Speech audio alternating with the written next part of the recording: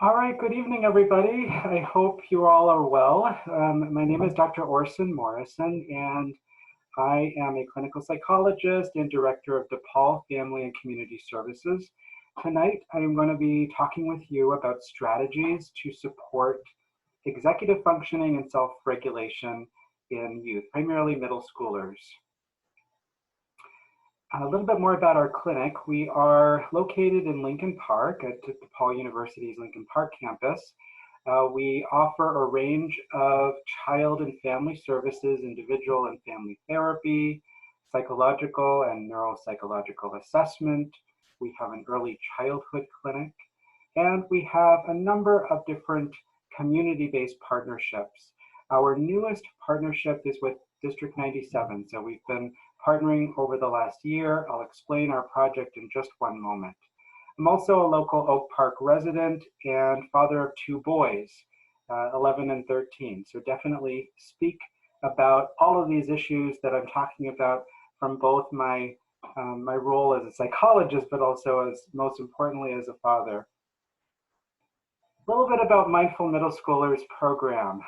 Last year, we applied for a grant that is funded through the Oak Park Township Community Mental Health Board.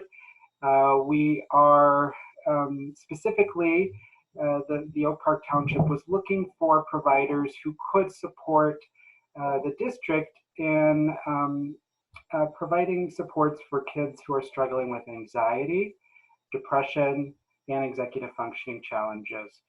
We've seen rises in those particular conditions, not just locally here in Oak Park, but all around the country. And so the Oak Park Township Community Mental Health Board wanted to put in place some support. So the project involves doing these community talks, so giving parents, giving teachers, giving adults who work with kids some information about mental health issues.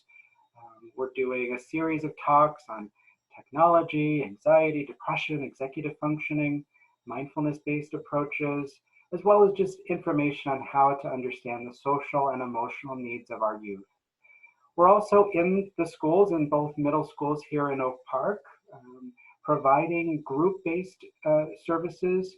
We're using an approach called mindfulness-based cognitive therapy, and this is an approach that's been shown to be effective in reducing the symptoms of depression, reducing the symptoms of anxiety, and also strengthening that muscle of attention. Our clinicians are providing individual and family therapy at the two schools, as well as in home-based settings. We have a number of ways of accessing the program. We are obviously towards the end of the school year, and so some of our services are going to be on pause for the summer, and then we'll pick back up in the fall. But there's a variety of different referral mechanisms. A parent can refer, a staff at the school can refer, and the students themselves can refer if they feel they need services. For more information about any of the programming or about how to get connected to the services, feel free to reach out to me afterwards. As I mentioned, we are putting a pause on the group services, of course, because of the summer break, but we are still doing individual and family work, and we'll continue to do some more of these community talks, at least into June. So tonight I'm going to talk about what is executive functioning. There's so many things to cover in executive functioning. This is one of the presentations that seems to be just so packed with information, so I kind of apologize in advance. There's a lot of information to cover. The brain and executive functioning, so talking a little bit about what's going on in the brains of middle school age kids and kids across the lifespan, and how to develop and strengthen executive functioning skills in our youth. So the bulk of the presentation is going to be going over some strategies. Just some housekeeping items. Time permitting, I will answer some questions. If you can, towards the end of the presentation, just put into the chat bar your question, and then I'll sort of go through them one at a time. I am recording this session so that we can post it on the D97 website for future playback. The slides, I will email those out to anybody who registered for tonight's talk, so expect to get that in your email. And then if you could please keep your computer muted through the presentation so that the noise is minimized. So executive functioning, let's dive right in here in terms of an overview. I like the analogy of an airport control center when I'm teaching about what is executive functioning. It's sort of like the part of your brain, that prefrontal lobe. This is our control center. There's so many things. Imagine an airport, so many flights coming in and out, the ground transportation. There's so many systems at play. And that really is a great way of looking at executive functioning because there's so many things that make up that executive functioning system. You'll notice in some of the slides, I do have these YouTube links. I am not going to play those tonight, but you will, when you get those emailed slides, you can access them as well. It's just a lot to navigate doing this talk virtually and having to sort of switch back and forth between screens. I want to keep it as simple as possible. This is kind of a real life situation from my own personal life with my kids. This is an example of things that come up in our day-to-day lives. So my 8th grader spontaneously gets invited to hang out with friends after school. His friend lives across town. That day, teacher announced unplanned science quiz the next day. Of course, my wife and I are running late from work, and we need to figure out how to get our son to and from this play date. The dogs need to be let out. There's a lot of stuff going on, right? There's also a soccer practice. And so my son had to sort of think through this. There's so many steps, planning. How am I going to get from one side of town to the other? Organizing. I've got a lot going on. I've got soccer practice. I've got to study for homework quiz. How am I going to make the most use of my time? How am I going to organize the several hours I have after school to get everything done? The frustration, no, because you have to come home and you have to walk the dog, right? And so getting angry and irritable. So having to manage your emotions, that's an executive functioning skill as well.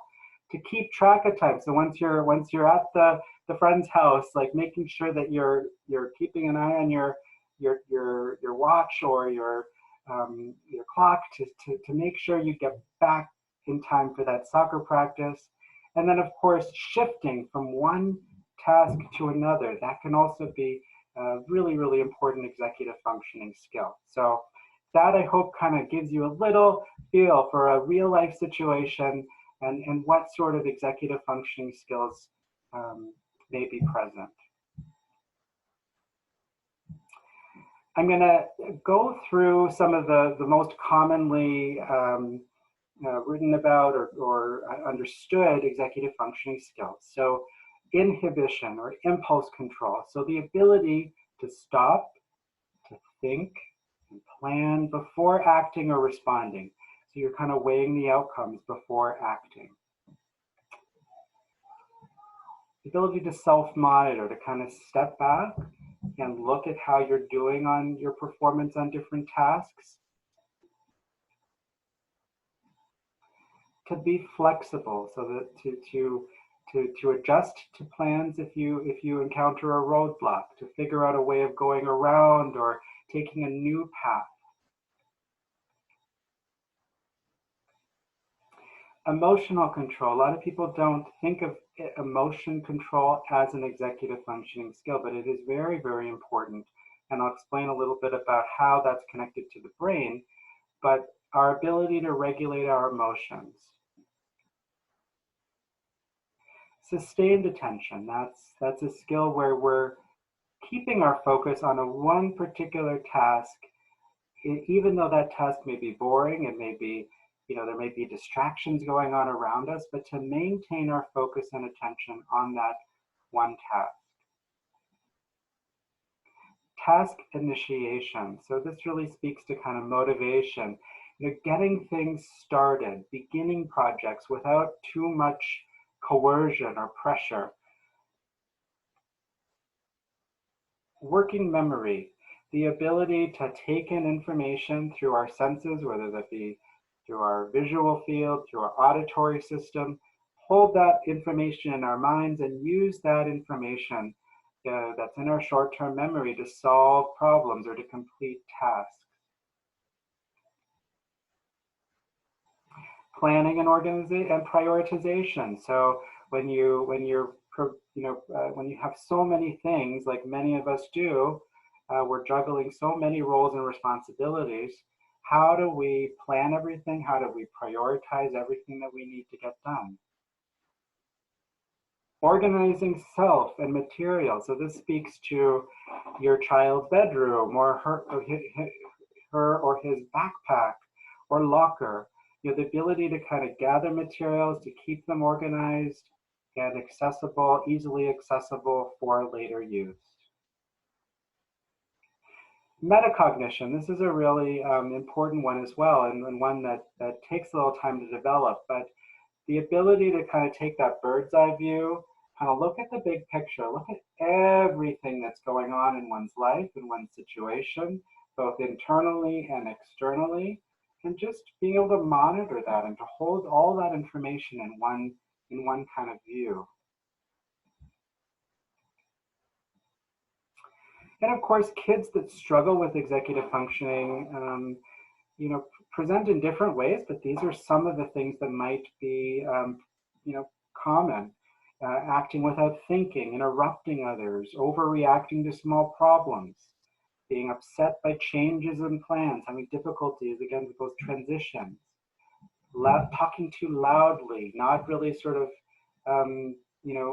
interacting in a way that's appropriate to the situation, resisting changes in routines, of being too inflexible, easily overstimulated or trouble kind of calming down, getting stuck on one activity, gets overly upset about things, low frustration tolerance, overwhelmed by large assignments, really cannot sort of step back and break the project into smaller steps.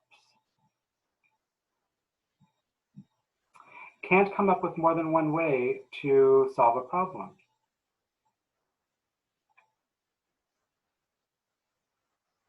These are some more. I'm not going to go through all of them, but you sort of get the gist in terms of some of the things that you may see with your particular child, whether you're a parent or a teacher.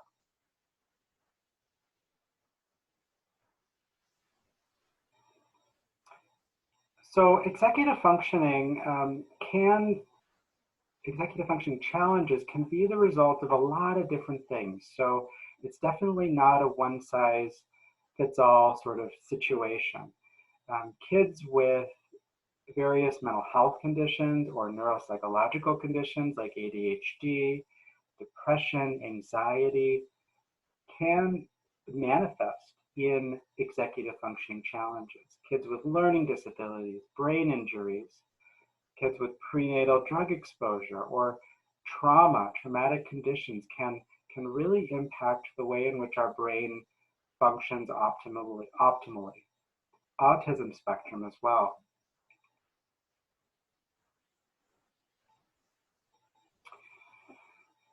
The really important thing, why it's very important to understand what's going on for kids who are having executive functioning challenges, is that they really do struggle. And over time, if they're not successful, or if we're not successful at helping to support that child, they then start to internalize these really negative self-statements. I'm stupid, I'm lazy, I'm not good at school, right? They're constantly encountering difficulty getting their homework done or doing well in school, or their parents or teachers are getting upset with them. This all translates into this internalized sense of, I'm just not capable. And over time, that can really impact self-esteem and overall mood. So we really need to be careful about how we're approaching our children in terms of the statements that we make to either reinforce those negative self-statements or challenge them. Um, so and I, as a parent, I sometimes fall into this myself. So we're not perfect, but we just really need to be mindful of how is our language reinforcing those negative self-statements that the kids might be internalizing. I want to talk a little bit about the brain and what's happening across development.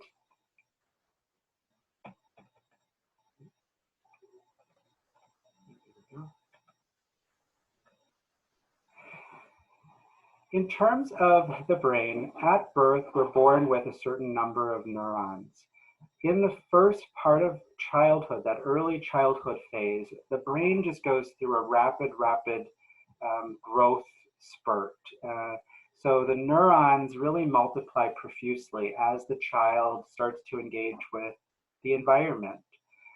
As kids start to enter those middle school years, what's happening is that the brain is starting to prepare for more adult structure. So there's a process called neuronal pruning where the branches in the brain, the neurons in the brain that are getting used a lot, they're starting to strengthen and become more specialized and more efficient and being more connected to other parts of the brain. So the brain really works very efficiently. However, the parts of the brain that are not being used then get sort of shed away. The other thing that's happening is called myelination. So once the pruning occurs, that branch is sort of wrapped in a fatty layer, which helps the information travel much more quickly from place to place in the brain.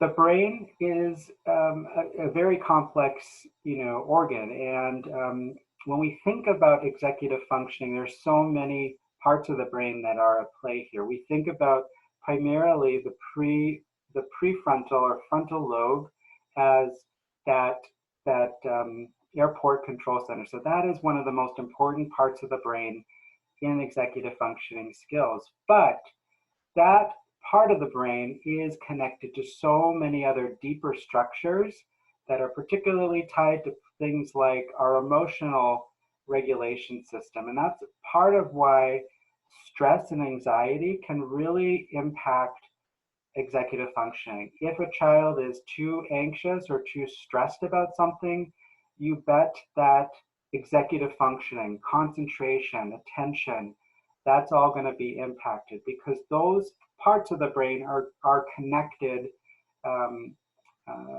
via those neuronal connections that I just mentioned. I like this diagram because it sort of explains the trajectory of executive functioning skill development in youth. We often don't realize that it takes a very long time for our executive functioning system to fully develop. It's not until the mid-20s that our executive functioning skills are fully formed. And so when we are thinking about a middle school aged child, they still often have a long way to go in terms of reaching that full adult functioning.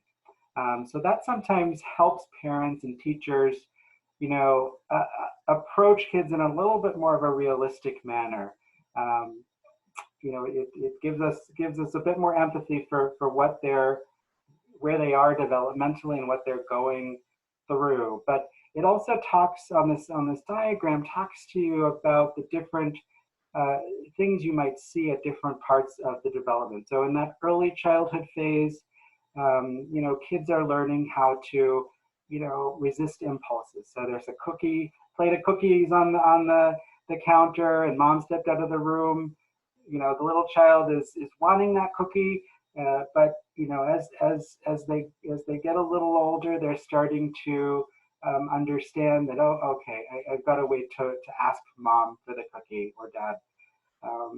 You know, as a child gets a little older, they're working on, you know, continuing to refine those impulse control skills, but also that muscle of attention, being more focused, and you know, sustained attention becomes more and more stronger. As kids enter those teen years, those early teen years, um, there's, you know, continue to strengthen those attentional skills. Working memory becomes much more stronger skill, the ability to hold information in one's mind and use it to solve problems. And then, of course, as kids get into those later teen years, you know, they're really getting more complex in terms of their thinking, their abstract thinking, their creative thinking. They're being able to weigh the pros and cons of different situations. So it's a lot more like a typical adult. A couple things I want to say, though, about the teen years. These are really, really important years, primarily in terms of what is reinforcing. Another part of the brain that I didn't talk about is the dopamine system.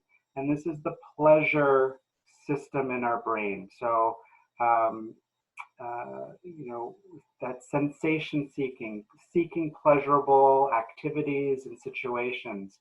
That part of the brain is the most active it will ever be during our teen years. And this becomes really important, and I think as parents and as teachers, we can really leverage that in how we reinforce our kids' development of these skills. So kids are much more motivated at this age by positive reinforcement. They're not really concerned about the negative consequences or negative reinforcement. They really respond to positive, and that's because of what's going on in their brains. So the more that we can praise our children verbally or incentivize our children in situations where they're effectively using executive functioning skills, the more and more we'll see those skills start to blossom and grow during this time. I'll get into that a little bit more later.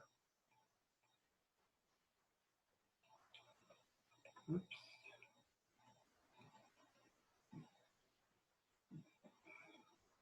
So because our frontal lobes don't fully develop until the mid-20s, it's really, really important for parents and for teachers to really understand that they are, in many respects, surrogate frontal lobes for your children.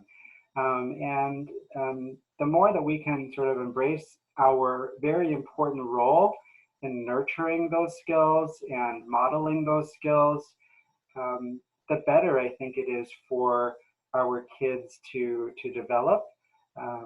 And it also avoids us getting into this cycle of negative reinforcement, negative statements, conflicts with our children around you know, situations where they may not have you know, fully developed skills.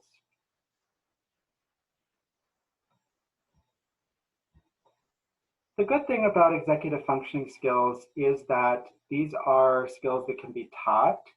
And so like any other academic subject area, these are skills that we as parents and we as teachers can really help our kids with. So I like this model of this teaching model, like setting a goal. What are we working on? What is an executive functioning skill? So having a conversation with our child. What is the executive functioning skill that you're struggling with? And of course, you have to explain what executive functioning skills are.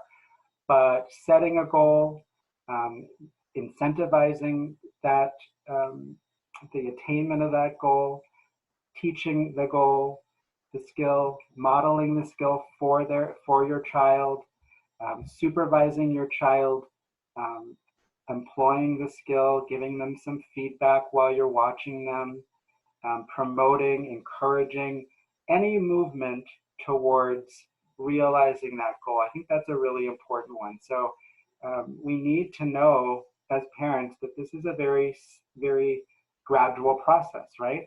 And remember, our kids' frontal lobes are not fully developed until mid-20s. So it's going to take quite a while for them to become proficient in each of these skills. So adjusting as necessary, and then gradually, once your child is demonstrating that they're getting that skill, you're gradually fading your supervision and your coaching of them. So here are some strategies for the executive functioning skill of inhibition. So learning how to manage your impulses. So the use of visual cues can be really helpful. So, you know, like in my office, I have a board, I have things posted around the room. These are reminders, these keep me on task. Some kids really respond to stop signs, hand signals, those sorts of things too. The use of a fidget toy for kids that are really motorically impulsive, having something to hold, something to play with can be a strategy to really focus them. If somebody is very verbally impulsive, either at home or at school, sometimes asking the child to write down their comments and questions before sharing it in class or sharing it at home. This can just add another step or another layer so that they can learn how to sort of slow down and think and take their time with expressing themselves verbally. Strategies for improving sustained attention, so the ability to kind of stay on a task. This often involves shortening the length of tasks, so particularly if kids have really big assignments or assignments that are going to take quite a while to complete, shortening that, so breaking it down into smaller steps, building in short breaks in between those steps. So, you know, take a 5-minute break, go outside, take some deep breaths, walk around the block, then come back and sit down for 10 or 15 minutes for that next part of the project. The use of visual timers. So, okay, so setting a goal, you know, today we're going to sit down, we're going to work straight for 10 minutes, and then we're going to take a 5-minute break. Having a visual timer on the child's desk or, you know, kitchen table, wherever he or she is working, can be a way to keep them focused during that time, because they know that in 10 minutes it's going to be time for a break. Modeling, teaching, coaching, of course, reinforcing. The use of mnemonic devices, those are memory devices. I'll talk more about that in a little later. Teaching social scripts, so this is just equipping your child with more language around how they can sort of advocate for themselves if they do need more time or if they need help from you or another adult.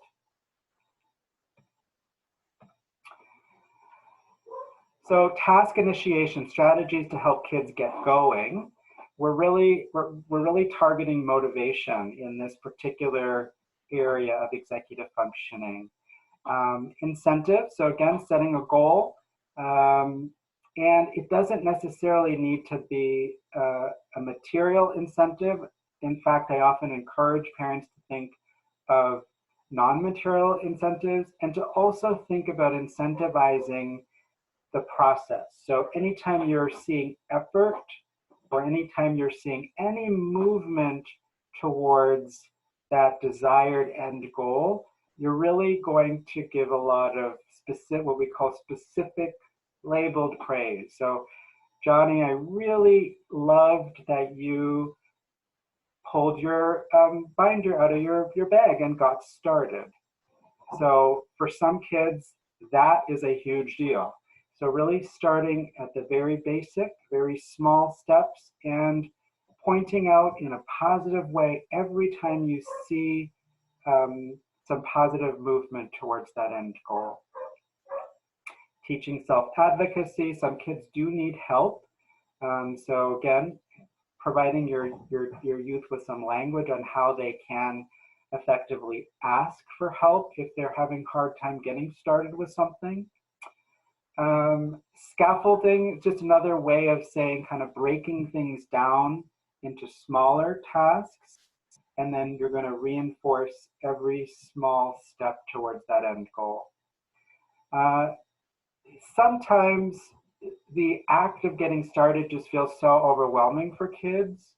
And so it can be helpful to do a work checklist. So just writing down, all the materials that they might need, the different steps that they have to complete in order to get started. And then one after one, they maybe check off the list. They could do that with you as well.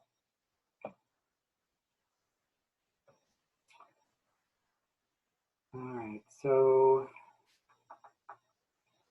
let's see. These are just some conversational examples you may want to sort of use. I think the reason I included this slide here is just that it's very relational, right? So the more you can sort of partner with your child initially, the better. So having conversations, asking them questions about what they think they need in order to get started, what would be helpful for you, commenting on what they need or what their goals are is very, very important. All right, so strategies for planning. So some of the common ones, daily visual schedules. So either posting the schedule somewhere like on the fridge or in their bedroom, or having a daily visual schedule in their calendars.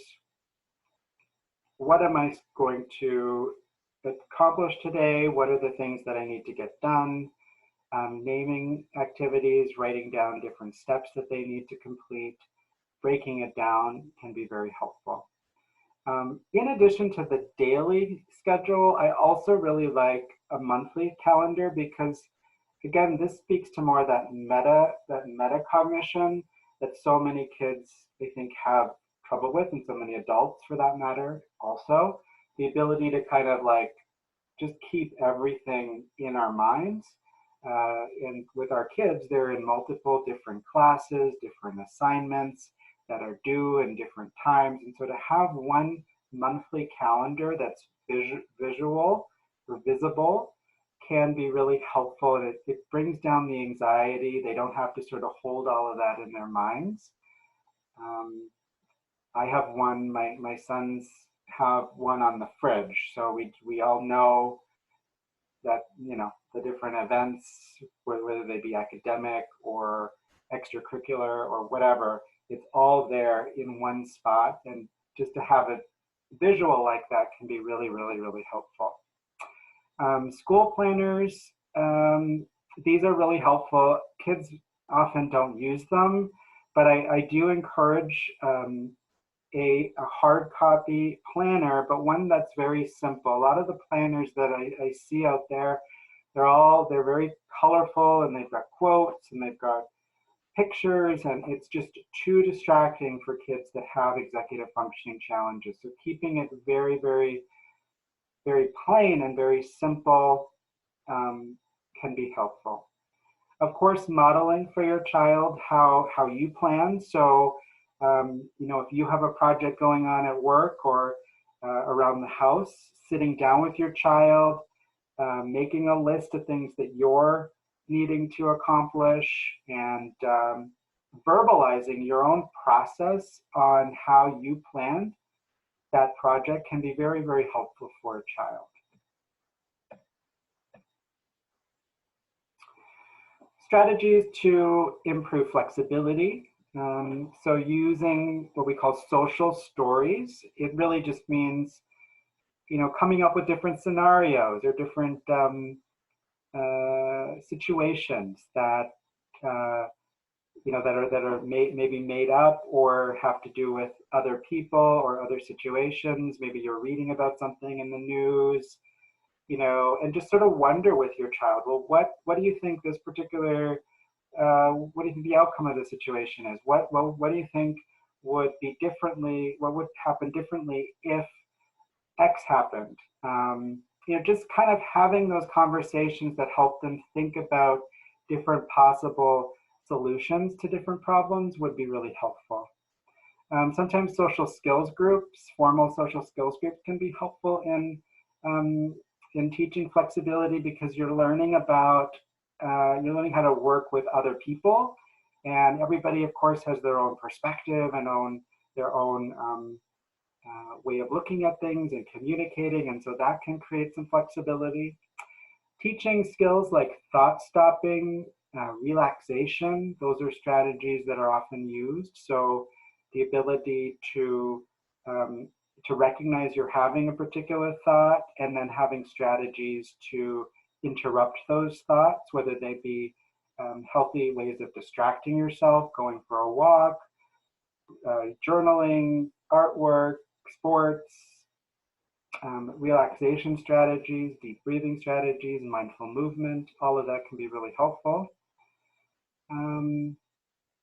Role play situations. So come up with scenarios. Remember, we're trying to help encourage the development of that part of the brain. So those complex, higher order thinking skills.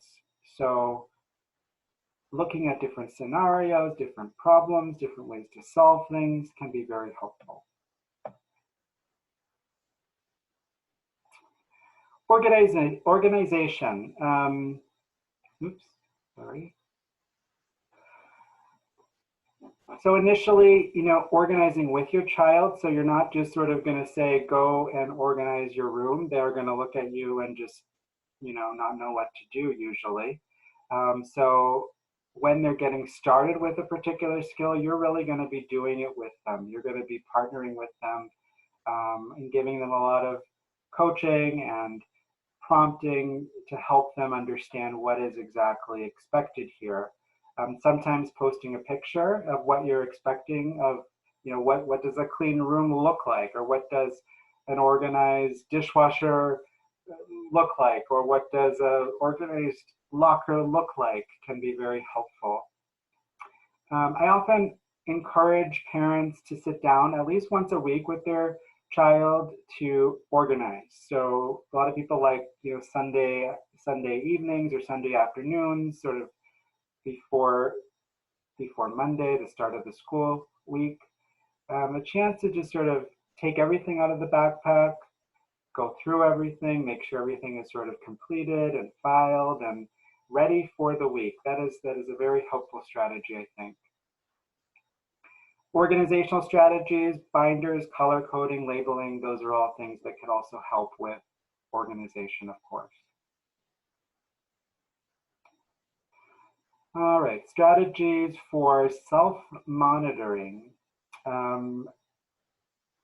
Highlighting, teaching those skills of, when a child is reading something, highlighting it, summarizing it in the margins. That's one of the issues, I think, with, you can do some of this on a computer, but I think that it gets internalized a lot faster and easier with sort of a pen and paper. So that's kind of my bias. I do encourage my child as much as possible to print out the assignments and use a pen and paper to highlight, to make notes on the side, to put sticky notes on the side of the article or whatever they are reading. But you can do some of that in a computer setting as well. Teaching them how to reread instructions. So a lot of kids just sort of read it once and then they think they have it all, and they answer the question, and then they realize that they haven't fully completed the assignment accurately. So I often ask kids to reread the instructions at least another time before they start to answer the question. Using self-monitoring checklists or rating scales can be helpful. So maybe during your weekly organization time where you sit down and go through the backpack, maybe pulling out Power School or that academic dashboard where you see what the grades are looking like, missing assignments. That's also a great time to kind of go through that in a non-confrontational way. I think you want to be careful of not using that time as a time to get upset at a child for not doing those things, because you want to be positively reinforcing any movement towards that end goal. You don't want to shut them down or kind of make them resist having that conversation with you.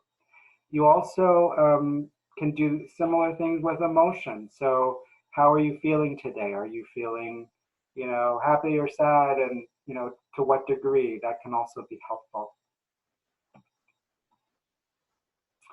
Strategies for working memory. There's so many things out there now that help with memory or that we know about, ways to make our memory more efficient. The use of highlighting, sticky notes, underlining, flashcards, multi-sensory input. So if you're just looking, if you're just reading something on a computer screen, that's not the most efficient way to internalize something into memory. Writing it down, having that tactile pen and paper, drawing images that symbolize the concepts that you're learning about or reading about can be helpful. Of course, hands-on learning can really, really bring that information to life and help kids internalize that into memory. Repetition can be very helpful. So, whether it be flashcards, over and over and over again.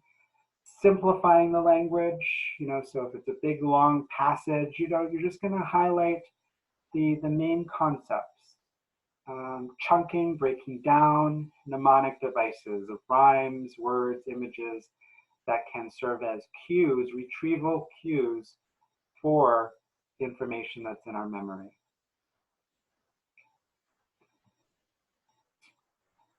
All right, so emotional control, identifying emotions. A lot of people, even adults, don't really know how to name their emotions or to know that they're feeling a particular thing. So the way kids learn that is by adults sort of naming it for them initially. We think of that more as an early childhood task, but I think even in the teen years, kids really benefit from helping them to name their emotions. It sounds like you're really having a really rough day today. You're really angry today, or you seem very nervous. You're walking around. You're pacing around the house. Giving them the language, reflecting back what you're seeing can also help them develop that awareness of their emotional life. Of course, modeling again, identifying triggers. So if you see that there's patterns to your child's emotional dysregulation, helping them to understand that, okay, it seems like whenever you have this big math assignment, you get, really overwhelmed. This is a trigger. So we need to figure out a different way of approaching this. And of course, teaching coping skills. Some other strategies to quickly go over here. Making sure your child has a dedicated study space. Again, keeping it very, very simple. Kids that have executive functioning challenges get too distracted if there's too much things around them. With the technology nowadays, of course, everything, academically is on the Chromebook or the laptop. Working with your web browsers so that when your child turns on their device, it automatically pulls up Power School, it automatically, or Google Classroom or whatever it is they're using. Routines generally have a consistency, have a rhythm to your child's schedule. Timers we talked about. rewards we talked about, and of course relationships, attachment. This is so important. A lot of this, what we're talking about here is sort of a coaching, teaching model, and it occurs in the context of relationships. So if the relationship is feeling tenuous, or if there's a lot of conflict in the relationship, it's going to be a lot harder to teach these skills. So we want to be, as parents, as teachers, really prioritizing our relationships with our youth, as much as we're emphasizing the skills.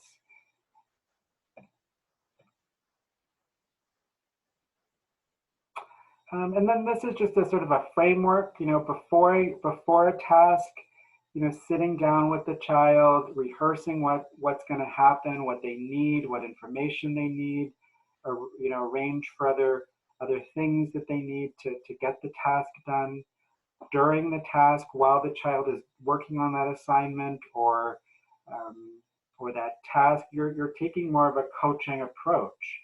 You're not doing it for them, but you're around and you're giving them pointers and you're reminding them of some of the skills that perhaps you've taught them. You're monitoring things. You're being mindful of, is the child getting triggered? Do they need a break? Those sorts of things. And then after the task, you're sort of sitting down with them and you're kind of debriefing. You're giving them some positive reinforcement, that you're pointing out the things that you saw that worked well. You really sat quietly and you worked on your math assignment for 10 minutes straight. That's a great job. What worked, what didn't work, what might you do differently next time. So having those sort of critical thinking sort of discussions can be helpful in helping the child develop those skills and way of looking at things.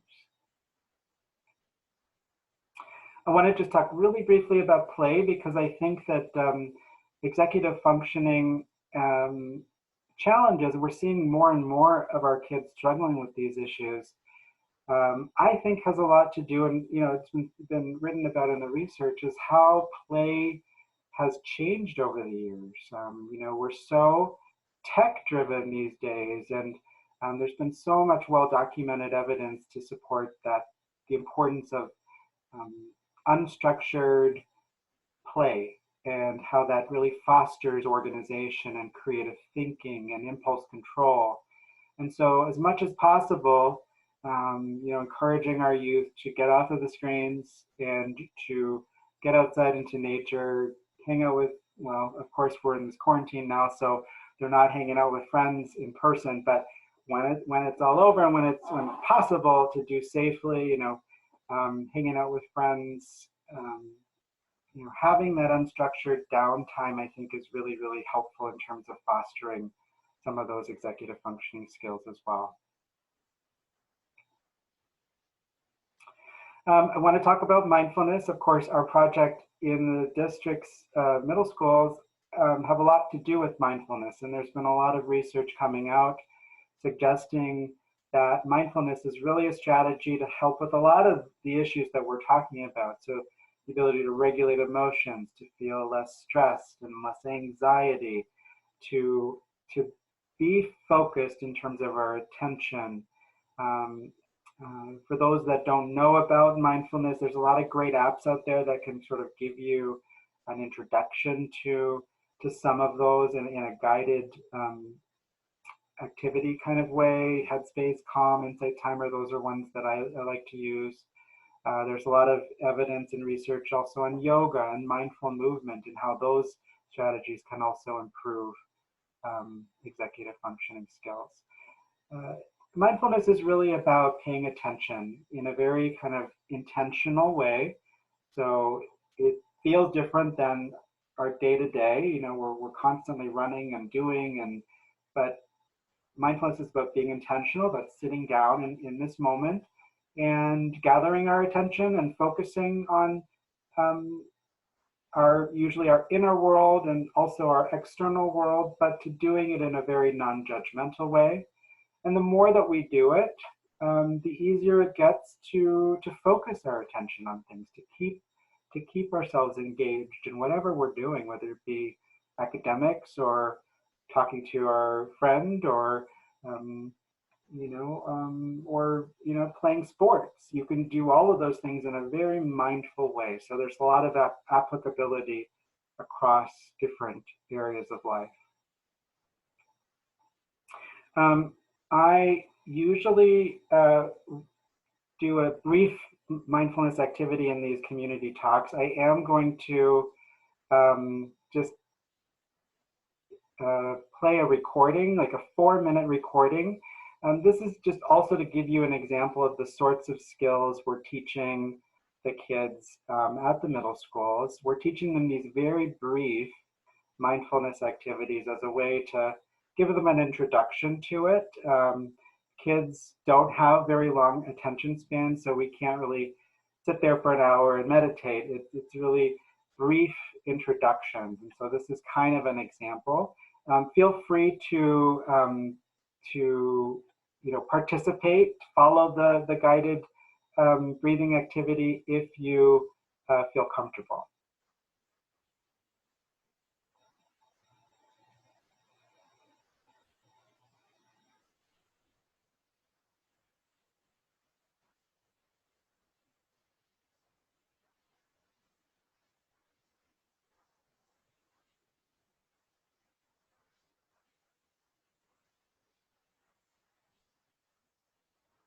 Taking a moment to get into a comfortable posture, one that helps you to feel alert and awake.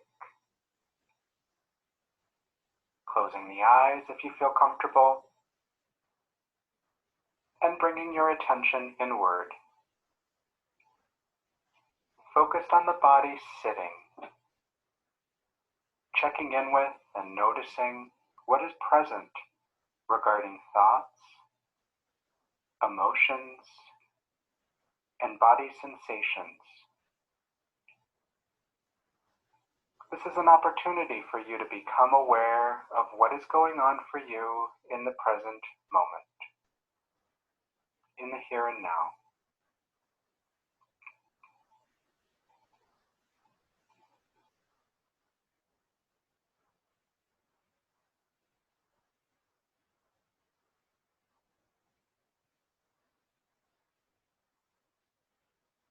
And once you are aware of what is going on now in thinking, emotions, and body sensations, gradually shifting your attention to the physical sensations of breathing, using your heart as an anchoring point.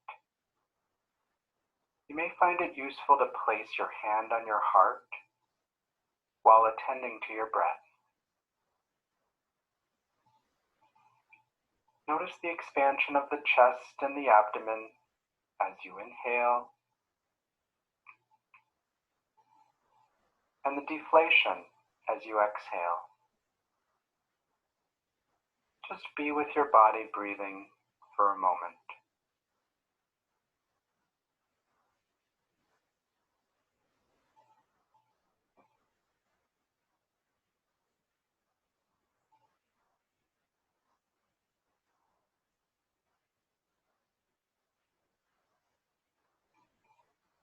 Finally, shift your attention outward to the entire body around your breath, to any and all sensations. The temperature of your skin, the feeling of clothing on your body. The best you can, bring a sense of openness and receptive attention to your experience in this moment.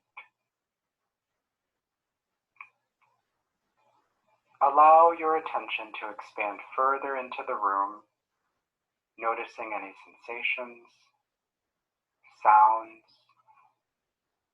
smells, for example. Continue to allow your attention to expand further outside, to your neighborhood, to your town, region, and country. allow your attention to reflect upon our global connectedness to one another in this moment.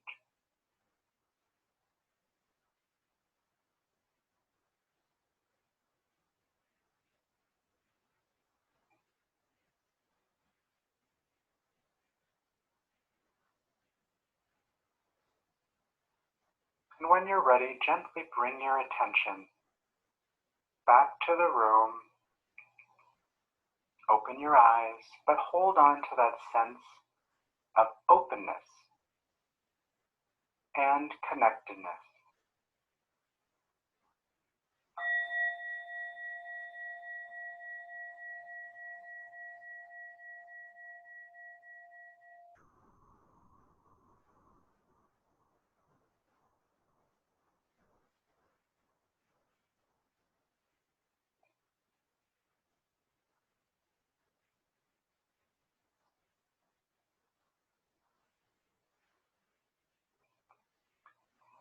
Taking a few moments to settle into a comfortable position, either lying down on your back or sitting.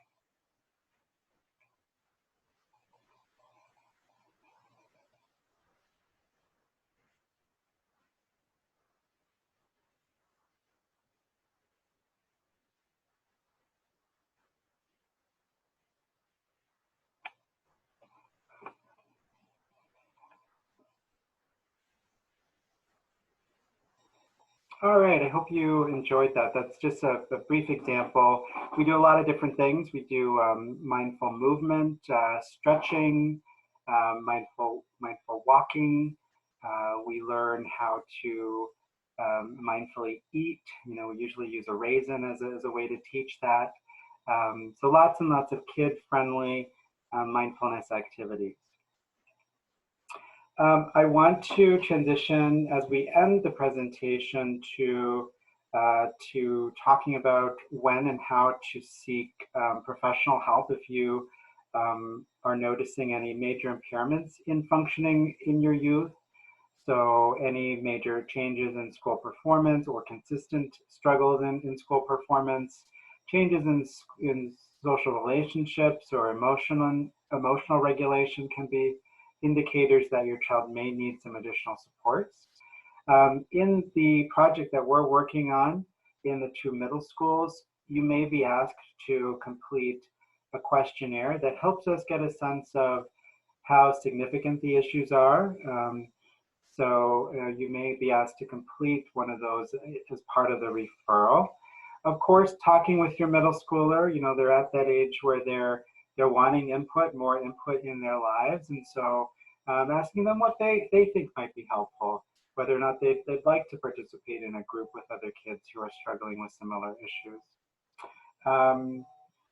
Of course, being involved yourself in your child's treatment, if they do get connected with a group therapist or a therapist, can be really helpful. So you're learning the skills as well, and then you can reinforce that at home. The Community Mental Health Board of Oak Park has a website that they sponsor called the Health Connection Hub. This is a list of community resources that are available in the Oak Park, River Forest, and surrounding communities. So if you're trying to look for services, for instance, over the summer, this is a great website to check out. Of course, if you're interested in the Mindful Middle Schoolers program, we definitely will be available in the fall again. Of course, speak to your pediatrician as well. They may know people in the community that can help you. D97 students, if they are struggling with various emotional health issues, can also text HOPE to this number here, and they'll get automatically connected via text to a licensed mental health or a trained mental health professional that can help them navigate that particular crisis. So for those that didn't know about that resource, it is a great resource here in our community.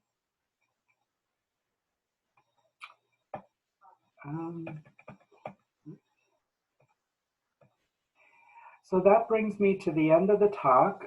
There is a very, very brief evaluation. If you wouldn't mind, I'll also email this link to you after the talk, so you can fill it out later. again, reach out to me if you have any questions about our program or about anything that I've talked about in tonight's talk. I am going to open the chat now and see if there's any questions.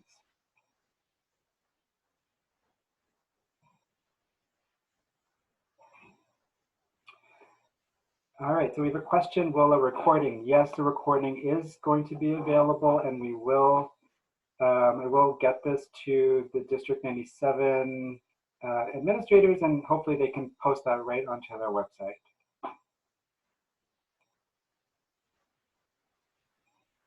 Thank you for this. A lot of useful information on strategies. For many strategies, it seems like consistency of use between home and school will make them more effective. Yes, definitely. Are Julian staff trained in these strategies and encouraged to apply them?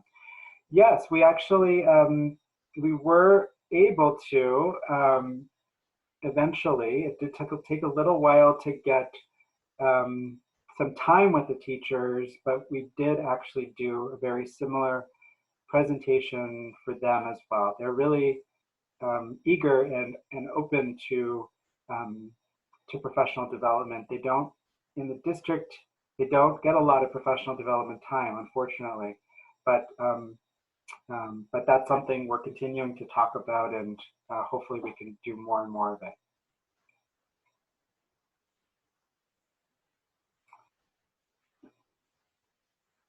Any other final questions before we end tonight?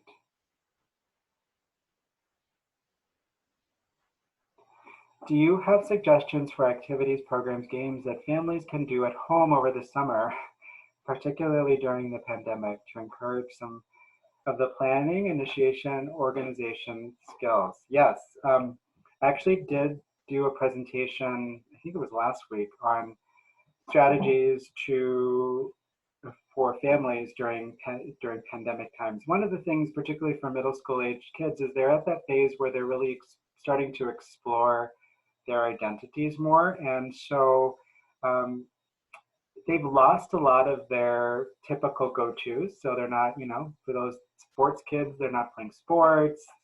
For the theater kids, they're not in theater. And so it is really potentially an opportunity to try something new.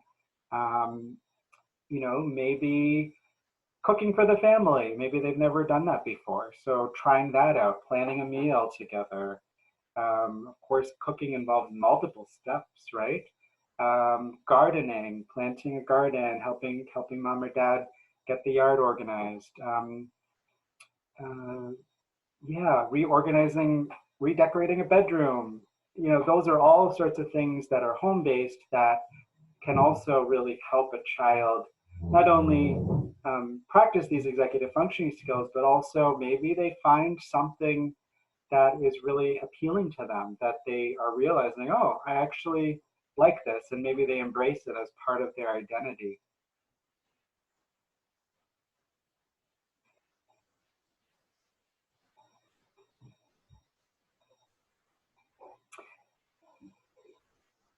All right, it doesn't look like there's any more questions, but again, feel free to reach out to me if there are any questions via email. I'll do my best to answer those questions for you. It's been a pleasure. I hope everybody stays safe and well during this time and has a great summer. Thank you.